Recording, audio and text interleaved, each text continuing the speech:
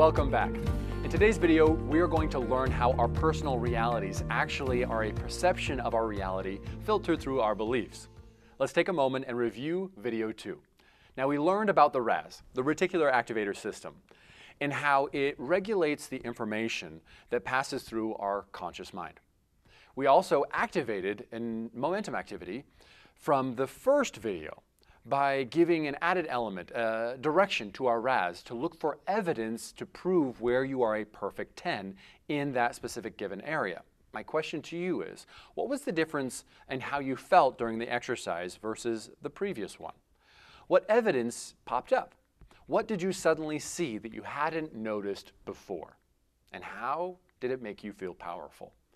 Now, when we choose into focusing in on something or directing our mind to find evidence, our RAS goes to work to give us the relevant information that we actually want.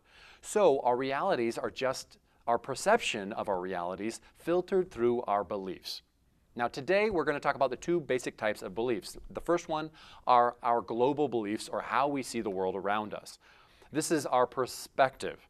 This is about the world is, life is, money is, people in general are. These are our general perspectives, our general outlooks on life. We also call these our paradigms. They're created and changed through first, education, gaining new information about our world. 2, doing something about that, that's experience. 3, walking out on the other side with a greater understanding. We could have a paradigm that says money is the root of all evil, or the world is a dangerous place. And what do we see out there in the world? Well, we see where money has gone corrupt, or where there's danger. The second kind of belief that we are going to talk about are our judgments about others, and more importantly, about ourselves. These beliefs are how we see ourselves. All right? These are all of our I am statements. The I'm not good enough, I'm powerful, I'm successful, I'm a failure.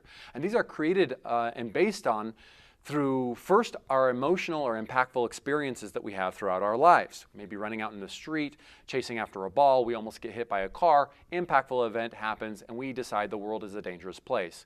Number 2 is some kind of trusted authority or an authority figure or an influential person in our lives, a parent, teacher, a clergy, friend, somebody of authority or credibility says something to us about us, and we suddenly believe it, meaning if a math teacher said, wow, you didn't pass the math quiz, you must be stupid, well, we would believe them because they're the math teacher.